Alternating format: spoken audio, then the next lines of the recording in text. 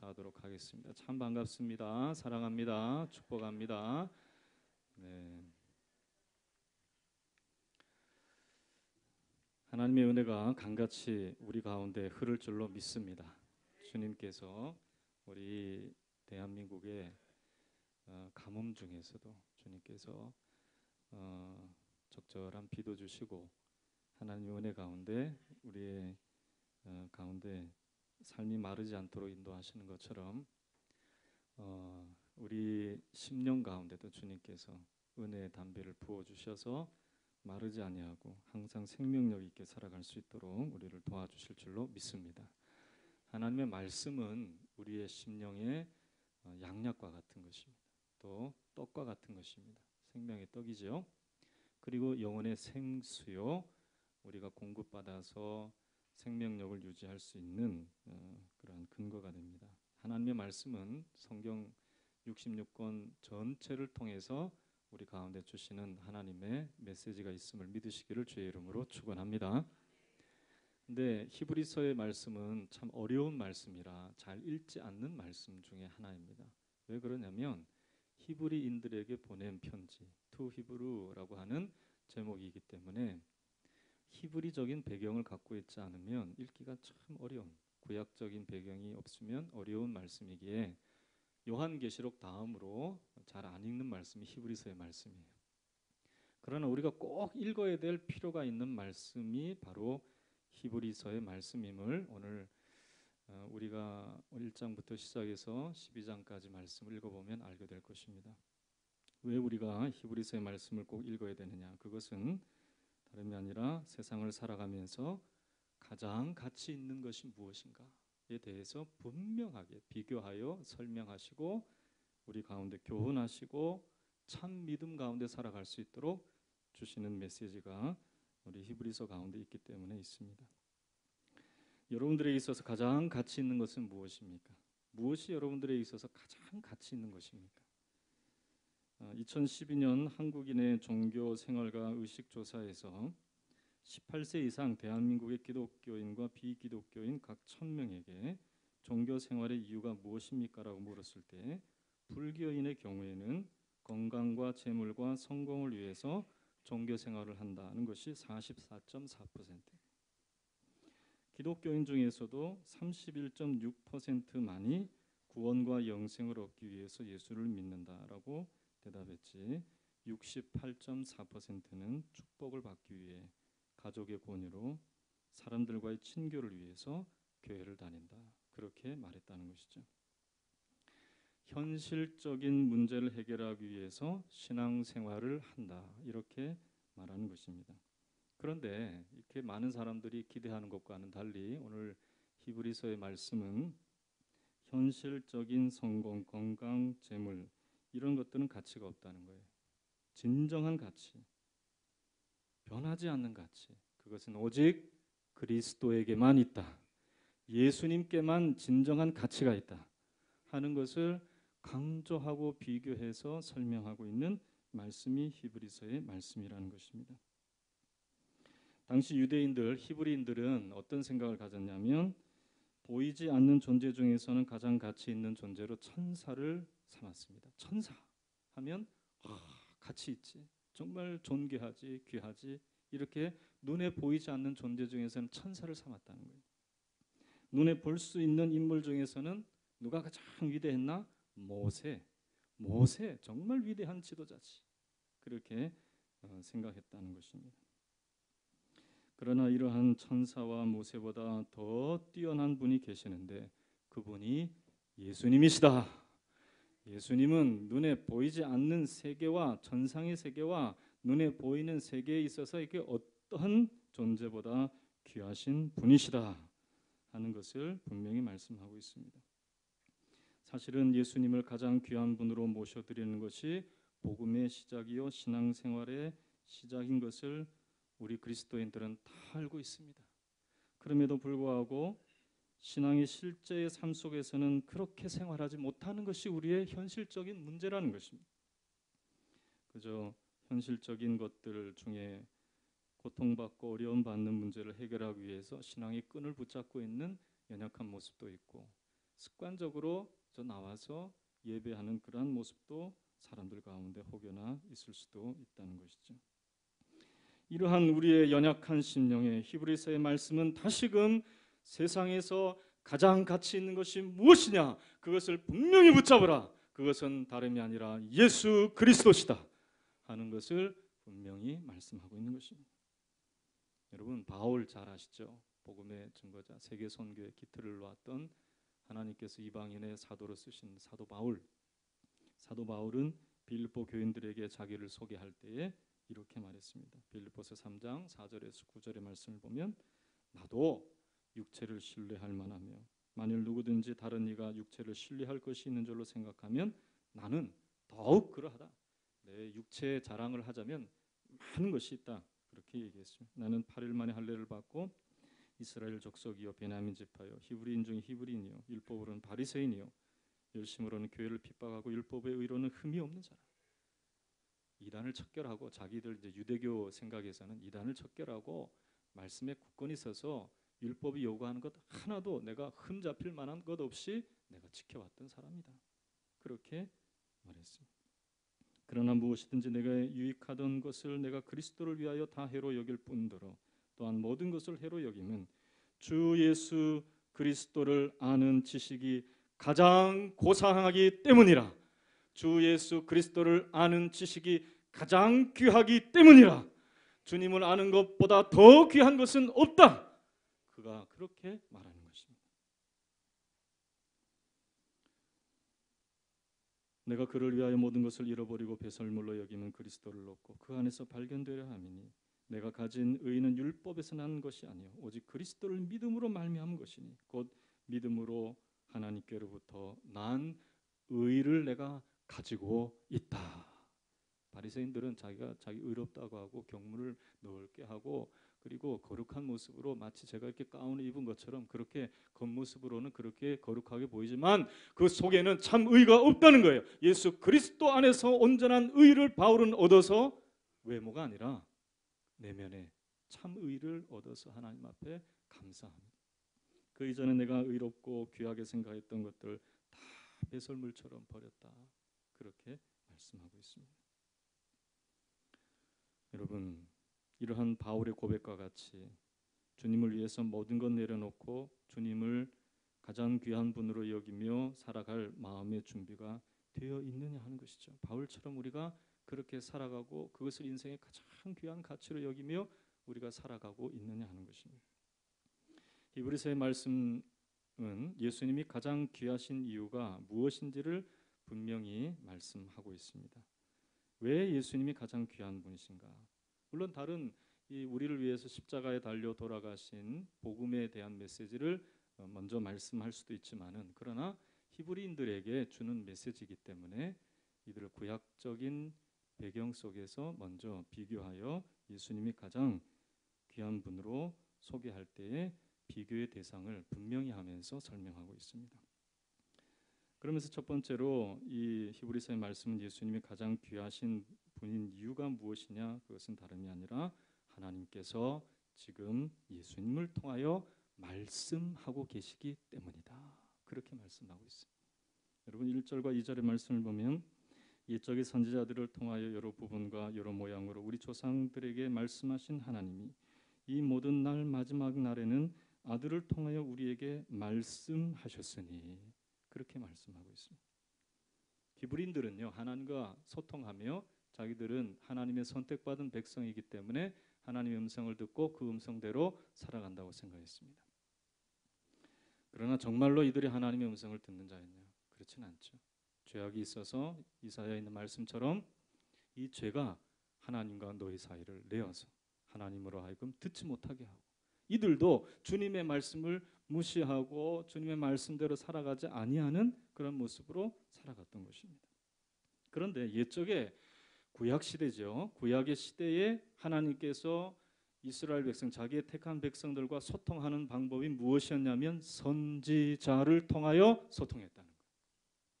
선지자들의 입에 하나님의 말씀을 주셔서 그 말씀을 이스라엘 백성들, 자기 백성들로 하여금 듣도록 하셨다는 것입니다. 그러나 이제는 바뀌었다는 거예요. 이러한 하나님의 소통의 방법이 선지자들을 통하여서 하던 하나님의 소통의 방법이 이제는 누구를 통해서 하시느냐? 따라합시다. 아들을 통하여, 예수님을 통하여 하나님은 자기의 백성과 소통하신다, 말씀하신다, 그런 거예요. 여러분, 하나님은 왜 직접 말씀하지 아니하시고 이렇게 통하여 말씀하시느냐? 그것은 다름이 아니라 인간은 하나님과 직접 대화할 수 없는 존재입니다. 왜? 죄가 있기 때문에 그래요. 우리 인간 연약함이 있기 때문에 완전하신 하나님을 볼 수가 없는 것입니다. 아담과 하와가 범죄하여 된 동산에서 쫓겨난 이후에 범죄한 인간은 하나님과 대면하여 보는 것이 생명을 위협하는 일이 되고 말았기 때문입니다. 출애굽기 19장 21절의 말씀을 보면 여호와께서 모세에게 이르시되 내려가서 백성을 경고하라. 백성이 밀고 들어와 나 여호와께로 와서 보려고 하다가 많이 죽을까 하노라 그랬어요. 그러니까 모세가 하나님께 부름을 받아서 그가 하나님 앞으로 올라가고 있는데 백성들도 신기하잖아요. 산에서 뭐 번개가 치고 구름이 막 덮여 있고 하나님의 큰 우레와 같은 음성이 들리니까 백성들도 모세를 따라서 슬금슬금 올라오다가 하나님을 가까이 할 때 죽을까 염려해서 백성들을 그냥 산 밑에 있어라 그렇게 말씀하신 거예요. 이사야 6장 5절에도 이사야는 하나님의 보좌를 경험하고 난 후에 그가 이렇게 말했습니다. 그때에 내가 말하되 화로다 나여 망하게 되었도다. 나는 입술이 부정한 사람이요 나는 입술이 부정한 백성 중에 거주하면서 만군의 여호와이신 왕을 배웠음이로다. 그렇게 말했습니다. 화로다 나여 이제 내가 죽게 되었습니다. 왜? 만군의 하나님, 나는 입술이 부정한 사람인데 온전하신 만군의 여호와이신 하나님을 내가 배웠기 때문에 내가 죽게 될 것 같습니다. 그렇게 말씀하실 때에 하나님께서 제단 숯불을 가져오셔서 그의 입에 대심으로 인하여서 내 죄가 사하여 줬노라 말씀하심으로 하나님께서 그를 죽이지 아니하시고 그와 대면하시고 말씀하신 것을 보게 됩니다. 해를 똑바로 볼 수 없듯이 큰 불 앞에서 견딜 수 있는 사람이 없듯이 하나님의 영광의 빛과 불꽃 같은 눈동자 앞에서 견딜 수 있는 사람이 없기 때문에 그렇다는 것입니다. 물론 예외가 없는 것은 아니죠. 아까 모세는 하나님과 직접 대면하여서 보았다라고 말씀하시고 출애굽기 33장 11절에 사람이 자기의 친구와 이야기함 같이 여호와께서는 모세와 대면하여 말씀하셨다. 하나님의 친밀하심이 그에게 있었던 거예요. 이렇게 독특한 경우를 제외하고는 하나님께서 직접 말씀하시지 않고 통하여 선지자들에게 꿈으로나 음성을 통해서 하나님께서 말씀하시고 그 말씀을 선지자들을 통하여 하나님의 백성에게 증거하게 하셨다는 것입니다. 그런데 이제는 하나님께서 예수님을 통하여 말씀하신다는 것입니다. 여러분, 하나님의 음성을 여러분 듣고 계십니까? 아니, 듣기를 원하십니까? 그렇다면 예수님 외에는 다른 것 아무런 가치가 없는 거예요.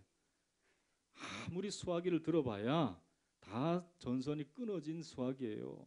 예수님을 통해서만 하나님과 대화할 수 있음을 분명히 믿고 분명히 마음속에 확신할 수 있기를 주의 이름으로 축원합니다. 아무리 유명한 설교가도 하나님의 메시지를 전달할 수 없습니다. 아무리 위대한 일을 이룬 사람이라 할지라도 하나님의 영광을 그대로 나타낼 수 없습니다. 오직 예수님을 통해서만 하나님은 말씀하시고 하나님의 영광을 나타내어 주실 줄로 믿습니다. 예수님을 통하지 않고 지금 직접 하나님께 이르려는 어리석은 사람들이 참 많습니다. 세상에서도 하늘의 뜻이 무엇인지 궁금해하잖아요. 많은 사람들이, 정치인들, 또 권력 있는 사람, 부자들도요. 야, 이번에 내가 이 일을 하려고 그러는데 이 어떻게 될지 모른다. 이건 하늘에 달려있다. 그러면서 누구를 찾아갑니까? 보통 보면 사람을 찾아갈 때에는 무당을 찾아갈 때가 많아요. 그리고 어떤 사람들은 참 21세기 참 과학 시대인데요. 로켓을 쏘아 올릴 때도 고사를 지낸다 그러는 거예요. 그런 세상에서 우리가 살고 있습니다.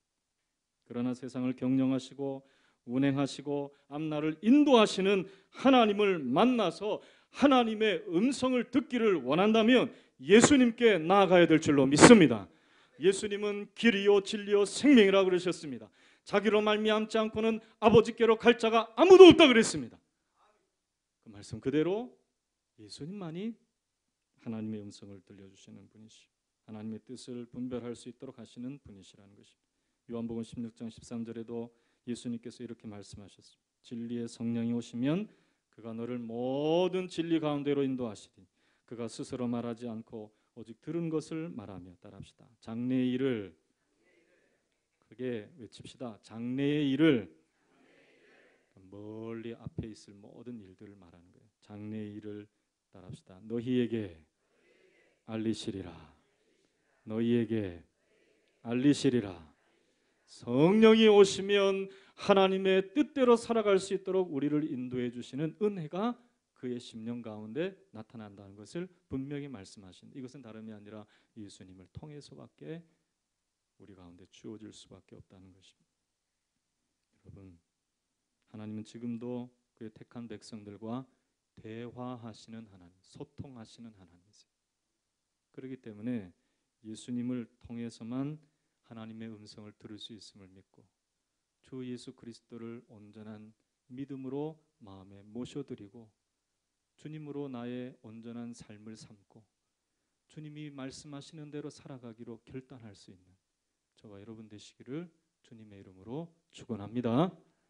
가장 귀한 것 여러분 삶 속에 가지고 있으면 든든하잖아요. 그렇죠? 그것보다 더 든든한 것이 예수님이 되어야 할 줄로 믿습니다. 여러분들 어떤 희망적인 이야기 듣고 마음이 부풀어 올라 있습니까? 주님의 말씀 안에서 참 소망 되시는 하나님의 음성을 듣고 마음의 확신과 기쁨과 소망이 더 흘러 넘쳐야 될 줄로 믿습니다. 이러한 은혜가 있는 사람이 정말 가장 값진 것을 가지고 살아가는 사람이에요. 두 번째로 히브리서의 말씀은 예수님이 만유의 상속자요 창조주시기에 귀하다는 것입니다. 2절의 말씀을 한번 같이 다시 한번 읽어보도록 하겠습니다. 2절 시작. 이 모든 날 마지막 날에는 아들을 통하여 우리에게 말씀하셨으니 이 아들을 만유의 상속자로 세우시고 또 그로 말미암아 모든 세계를 지으셨느니라. 예수님을 만유의 상속자로 삼으시고 그리고 그로 말미암아 모든 세계를 지으셨느니라. 예수님이 상속자시요 창조주시다. 창조주이시며 상속자시다. 그렇게 말씀하고 있습니다. 3절의 말씀을 보면 이는 하나님의 영광의 광채시요 그 본체의 형상이시라. 그의 능력으로 말미암아 만물을 붙드시며 죄를 정결하게 하는 일을 하시고 높은 곳에 계신 지극히 크신 이의 우편에 앉으셨느니라. 그렇게 말씀하고 있습니다. 예수님이 하나님의 영광의 광채라는 거예요. 즉 예수님을 통해서 하나님은 영광을 나타내셨어요. 자신의 영광을 나타내신 거예요. 영광이라는 것은 하나님이 하시는 일을 말하는 거예요. 하나님께서 일을 이루시는 것을 말하는 것입니다. 예수님을 통해서 모든 것을 이루셨습니다. 그렇습니다. 예수님을 통해서 하나님은 구원을 이루시고 자기의 백성들에게 필요를 채우시는 하나님, 병든 자들을 고치시고 시리와 좌절 가운데 있는 심령들에게 인도하시고 하나님의 놀라운 각양각색의 은사와 은혜를 선물로 주신 줄로 믿습니다. 그렇습니다. 그러기에 이 세상에 있는 그 어떤 것과 비교할 수 없는 것이 예수님께 있다 하는 것을 분명히 말씀하고 있는 것이죠. 4절의 말씀을 보면 그가 천사보다 훨씬 뛰어나면 그들보다 더욱 아름다운 이름을 기업으로 얻으십니다 라고 말씀하고 있습니다. 근데 그때 당시에 사람들은 천사를 숭배하는 경향이 있었습니다. 천사를 숭배하는 이 사상이 초대교회에 유행했다는 것은 골로새서 2장 18절의 말씀을 보면 알 수가 있어요. 아무도 꾸며낸 겸손과 천사 숭배를 이유로 너희를 정죄하지 못하게 하라. 그렇게 사도 바울이 골로새 교인들에게 질타하는 말씀을 하셨어요. 이 천사 숭배는 단순한 신비주의 운동이 아닙니다. 천사 숭배는 우상 숭배와 같습니다. 천사 숭배의 배경이 무엇이냐면 이 하나님을 인정하지 않는 이신론의 결과로 나타났다라고 볼 볼 수가 있습니다. 이 신론이라고 하는 것은 하나님이 세상을 지으시고 더 이상 관여하지 않고 이것을 천사에게 넘기셨다라고 하는 생각이죠. 그래서 이 천주교는 성인들을 숭배해요. 성인들이 천사예요. 그러니까 성인들이 자기를 도와준다고 생각하는 그러한 생각이 천주교에 있는데 이것은 다름이 아니라 우상 숭배라는 것입니다. 여러분, 이것은 과거만의 일이 아닙니다. 우상을 숭배하는 것이 과거의 문제가 아니에요. 지금도 마찬가지입니다. 하나님의 아들을 통하여서 하나님께서 직접 다스리고 계시다는 것을 모르는 사람들은 우상 숭배의 노예가 된다는 것이죠. 여러분, 요한복음 5장에 베데스다 연못에 38년 된 병자에 있어서 우상은 베데스다 연못이었습니다. 그곳에 가면 다 나을 수 있다고 생각합니다. 천사들이 물을 움직일 때 먼저 들어간 사람이 나음을 얻겠다 생각했던 게 그때 당시에 베데스다 연못 가운데 있었던 사람들의 생각이에요. 그러니까 베데스다 연못이 이 사람들의 우상이었던 거예요.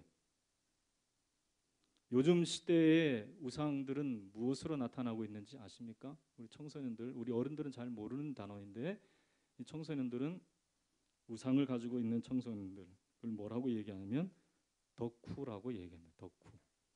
원래 덕후는 오타쿠라고 하는 일본 말에서 나온 것인데요. 집안에 갇혀서 거기에만 파고드는 그런 사람을 오타쿠라고 그러는데 좀 범위가 넓어져서 그 틀에 갇혀서 벗어나지 못하고 그것을 가장 존귀한 것으로 생각하는 그 사람. 예를 들어 오락을 하는 사람은 그 오락에 빠져서 심취해서 먹지도 않고 자지도 않고 그 오락을 하는 거예요. 완전 덕후가 된 거예요. 이 작년 말에 덕후는 왜 덕후가 되는가라고 하는 글을 쓴 윤소정이라고 하는 칼럼니스트의 글을 제가 본 적이 있습니다. 삼성역에 엑소라고 하는 남성 그룹이 있어요. 여러분 잘 모르시죠? 저도 잘 몰랐어요. 근데 남자들이 다 하나같이 똑같이 생긴 것 같아요. 한 대여섯 명 되는데 똑같이 생긴 것 같아요. 근데 애들끼리 다 이 인지도가 다르더라고요 보니까. 근데 이 삼성역의 엑소의 생일 기념에 4번, 5번 출구를 도배하는 생일 축하 메시지가 화제였다는 거예요. 입간판을 세워서 그 엑소의 팬이라고 하는 표현을 한 건데, 근데 입간판이 400만 원 이상이 된다는 거예요. 하나를 세우는데 400만 원. 우리 여기 간판 세우는데 얼마 들었는지 저는 잘 모르겠지만은 훨씬 비싼 거예요. 그거보다. 근데 400만 원이 드는데 그런 것임에도 불구하고 이 팬심이 넘치는 그 팬 중에는 그 비용 전체를 투자하고 그리고 본인이 찍은 사진을 본인이 편집한 배너로 가수의 이제 생일을 축하하는 것으로 도배를 했다는 거예요. 그 간판에다가. 그리고 이제 아이돌은 거기다가 이제 이렇게 쓰는 거죠. 뭐 누나 고마워 이렇게 쓰면 그것으로 인해서 세상을 다 얻은 것처럼 이 팬은 거기에 빠져서 그걸 가지고 그냥 평생 그걸 자기의 행복으로 삼는다는 거예요. 그래서 한 번의 인사가 그녀를 세상에서 가장 행복하게 만들고 빠져나올 수 없는 늪이 되어버린다는 그녀의 이야기가 참으로 놀라웠다. 그렇게 말하고 있습니다. 도저히 빠져나올 수 없도록 매료하고 자신에게 큰 기쁨을 주는 것처럼 여기게 하는 그러한 현대 우상들이 넘실거리고 넘쳐나고 있는 이 시대에 우리가 살아가고 있다는 거예요. 여러분, 기성세대에 있어서 우상은 무엇입니까? 지금 우리가 살아가는 기성세대의 우상은 무엇입니까? 술, 담배, 도박 그런 것들인가요? 권력, 명예 그런 것들인가요? 거기서 못 빠져나온 사람들이 있나요? 청소년들은 어떤 것들이 있겠습니까? 이러한 뭐 엑소 같은 그런 그룹을 뭐 이렇게 추앙하면서 아이돌이라고 따라다니는 그런 것만 있을까요? 아니에요. 요즘 보니까 우리 청소년들은 카페인 중독에 빠졌다는 거예요. 커피를 많이 마셔서 저는 카페인 중독인 줄 알았어요. 근데 그게 아니라 카페인, 카카오톡, 페이스북,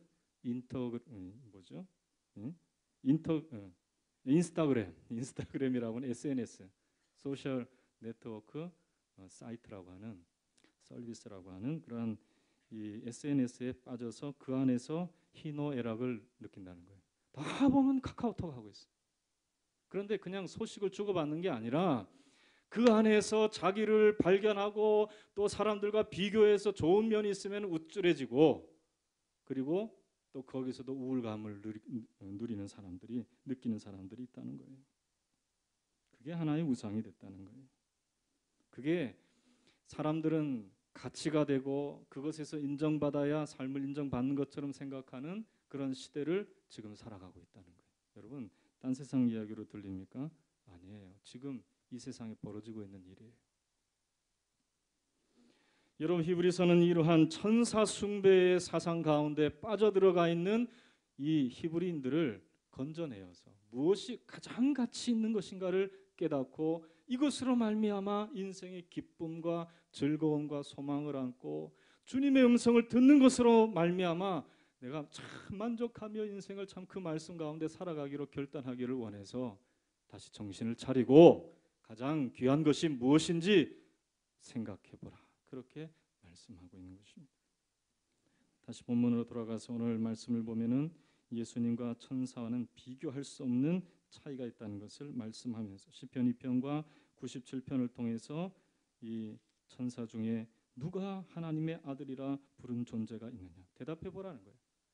하나님께서 보실 때에 아들이라 말한 그러한 천사가 누가 있느냐 그렇게 물어보고 있습니다. 5절 말씀에 하나님께서 어느 때 천사 중에 누구에게 너는 내 아들이야 오늘 내가 너를 낳았다 하였느냐 하는 거예요. 오늘 여기서는 예 아니면 아니요라고 대답하라고 지금 질문하는 거예요. 한번 여러분 대답해 보세요. 천사 중에 누가 하나님의 아들이라고 하나님께서 말씀하신 것을 성경에서 여러분 보신 적이 있으세요? 아니요 해야죠. 아니요. 오직 예수님만이 하나님의 아들이라 하나님께서 부르신 것을 성경에서 보셨나요? 그건 네 그래야죠. 여러분, 오직 예수님만이 하나님의 아들이라고 하나님께서 말씀하십니다. 천사 중에 그 어떠한 가브리엘이든 미가엘이든 어떠한 능력 있는 존재라 할지라도 그들을 하나님의 아들이라고 부른 적이 없어요. 여러분, 천사들은 어떠한 존재입니까? 7절의 말씀을 보면 천사에 관하여서는 그는 그의 천사들을 바람으로 그의 사역자들을 불꽃으로 삼으셨느니라 그랬어요. 더 나아가서 14절에 있는 말씀을 보세요. 같이 읽겠습니다. 14절 시작. 모든 천사들은 섬기는 영으로서 구원받을 상속자들을 위하여 섬기라고 보내심이 아니냐 그랬어요. 모든 천사들은 다 섬기는 영이라는 거예요. 섬기는 영으로 구원받을 상속자들을 위하여 섬기라고 보내심이 아니냐. 천상의 천사의 존재도 하나님의 택한 백성들을 섬기라고 보내신 영인데 세상에 만든 피조물들이 다 인간을 섬기라고 만들어 놓은 것이지 그것을 섬기라고 하나님이 만들어 놓으신 것이 아니라는 거예요. 따라합시다. 우리는 하나님만 섬기며 만물은 우리를 섬긴다. 여러분, 물질에 노예되지 마시기를 주의 이름으로 축원합니다. 세상 유행에 노예되지 않기를 주의 이름으로 축원합니다. 그것 때문에 사는 것 아니요. 우리는 가장 존귀하신 주님께서 주신 구원의 은총을 통하여서 하나님을 경배하고 하나님을 섬기는 것으로 살아가는 존재가 되었다는 것을 오늘 히브리서의 말씀이 기록하고 있는 것입니다. 이것이 가장 인생의 가치를 발견한 사람이요 가장 귀한 것을 얻은 사람이라는 것을 말씀하고 있는 것입니다. 여러분, 이 은혜를 우리가 다 얻은 줄로 믿습니다. 따라합시다. 우리는 예수님을 통해 하나님만 섬기라고 만들어진 지어진 사람들이다. 믿습니까? 만물은 우리를 위해서 있는 거예요. 여러분이 돈을 위해서 있으면 안 돼요. 쾌락을 위해 살아가면 절대 안 돼요. 자식을 위해서만 살아가도 안 돼요. 아멘 안 하시네요. 여러분 인기를 위해서 명예를 위해서 살아가십니까? 안 돼요. 우리는 주님을 위해서 살아가야 할 줄로 믿습니다. 가장 귀한 주님을 위해서 모셔드리고 하나님을 섬기며 살아가는 우리들 가운데 하나님께서 모든 것 더해 주실 줄로 믿습니다. 물질도 주시고 건강도 주시고 삶 속에 자녀들도 얻게 해주시는 거예요. 하나님 앞에 맡기시기를 주의 이름으로 축원합니다. 가장 귀한 거 발견했으면 어떻게 해야 돼요? 다른 거 다 손을 놔야 되겠죠. 원숭이를 잡을 때 가장 좋은 방법이 그거래요. 나무에다 구멍을 뚫어놓고 딱 원숭이 손목이 살짝 들어갈 정도로 구멍을 뚫어놓고 그 안에는 좀 크게 구멍을 뚫어놔요. 그 입구는 이 손목 정도 크기로 뚫어놓고 거기다가 이 딱딱한 이 원숭이가 좋아하는 먹이를 갖다 놓는 거예요. 그러면은 그걸 쥐고 사냥꾼이 올 때까지 사냥꾼만 쳐다보고 그걸 못 놓는 거예요. 그러다가 딱 잡히는 거예요. 여러분, 세상에 귀하다고 생각하는 거, 어리석은 원숭이처럼 자기 생명보다 그 먹는 것 그 하나가 뭐가 귀하겠어요? 우리가 그렇게 놓지 못하고 살아가면 안 되는 것입니다. 주 예수보다도 귀한 것은 없습니다. 주님 외에는 하나님의 음성을 들을 수도 없고 주님과 하나님과 우리가 소통할 수도 없어요. 주님 외에는 이 세상에 그 어떤 것도 귀한 것이 없다 하는 것을 분명히 오늘 히브리서의 말씀이 말씀하고 있음을 우리가 깨닫고 예수님을 통해서 하나님의 음성을 듣는 저와 여러분 되시기를 주의 이름으로 축원합니다. 내가 너를 사랑하노라, 내 죄가 사하여졌노라, 강건할지어다, 복을 받을지어다. 주님의 음성, 하나님의 음성을 들을 수 있기를 주의 이름으로 축원합니다.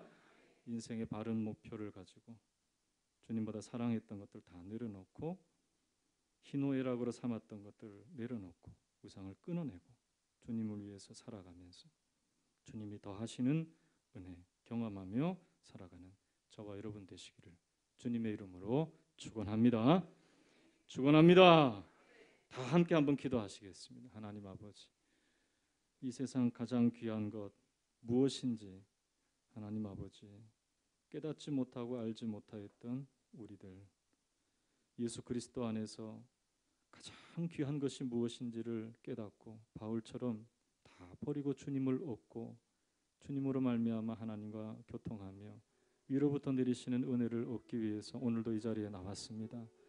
주님 가장 귀한 분이심을 잊어버리지 아니하고 이 땅의 삶을 살아가는 우리들 되게 하여 주시옵소서.